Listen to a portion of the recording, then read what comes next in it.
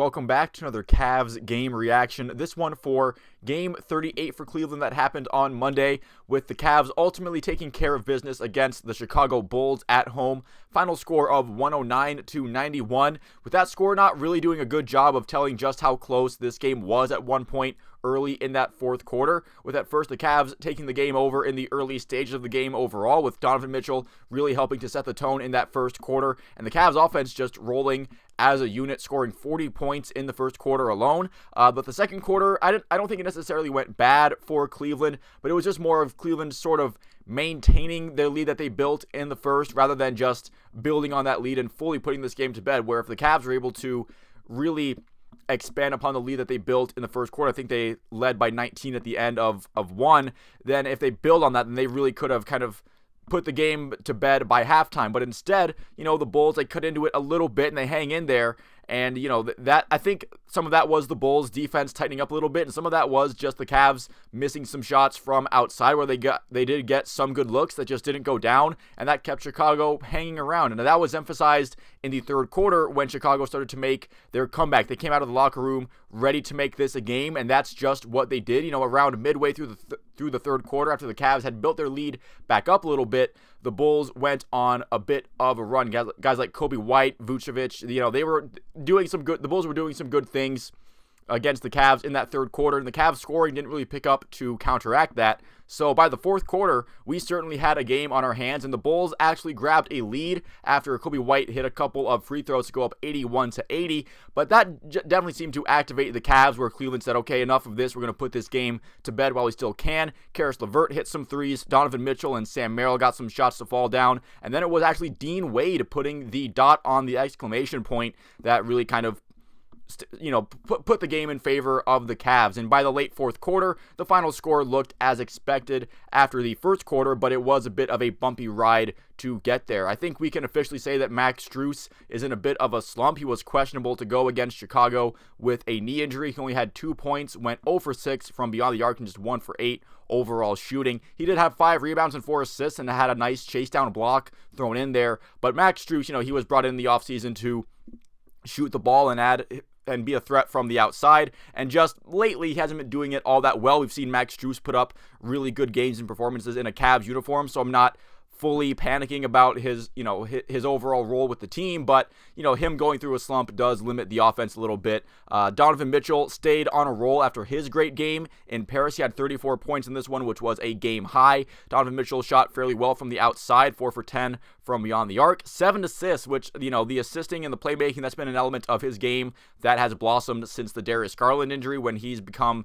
the main primary ball handler. That is that might be a bit of an awkward situation when Darius Garland gets back into the lineup, as Darius Garland is also a guard who thrives the most when he has the ball in his hands a lot. Same with Donovan Mitchell. So that'll be interesting to see how that situation worked when Garland does eventually get back.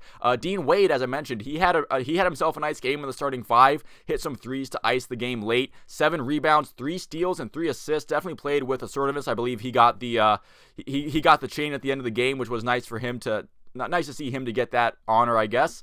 Jarrett Allen with his 9th straight double-double, which is a career high for Jarrett Allen, so congratulations to him.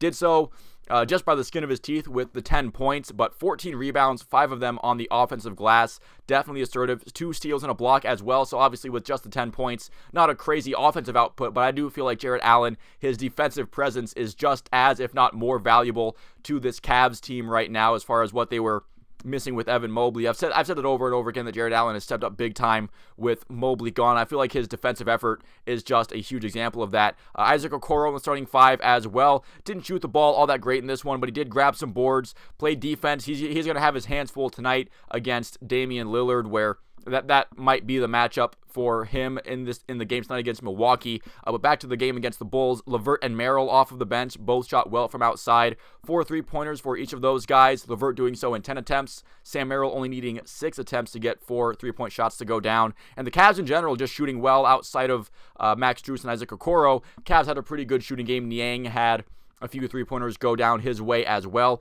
Caris LeVert, 7 assists and 7 boards. Really couldn't ask for him to be doing anything else right now off of the bench. His play has been electric, and he's been a steady presence on the bench and on the depth throughout all of this that the Cavs have really needed and appreciated for sure.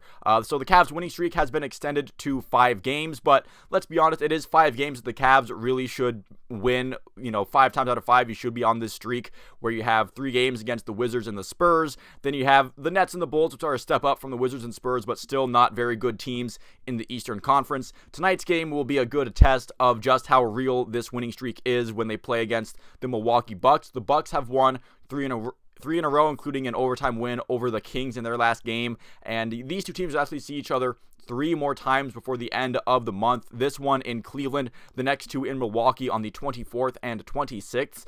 So the Cavs and the Bucks will play their entire regular season series in just, less than a month, actually, with, this is a game where if the Cavs fall apart in the third quarter, kind of like they did in this one against the Bulls, that's probably something they don't get away with against Milwaukee. And honestly, the last time they played, that's kind of what happened, where the Cavs had a lead heading into halftime, and the third quarter went very poorly for them. The Bucks were able to make up for the deficit in pretty short order, and by the end of the game, the Milwaukee Bucks had put a stamp on it, and they got the win wrapped up. So the Cavs, hopefully they managed to avoid coming out flat out of the locker room after halftime in this one, as I think that third quarter surge in the last meetup between the Bucks and the Cavs is really what kind of ended it for Cleveland. But that will do it for me in this video. Thank you so much for watching. If you didn't make it this far into it, please feel free to leave a like and subscribe. If you enjoyed the video and I'd like to see more like it, I plan on covering, I already do cover other teams in Ohio, but I plan on making videos about the Blue Jackets and Elvis Merzlikins and the Browns firing some not head coaches, but offensive coaches today. But that, once again, thank you for watching, and I will see you at the next one.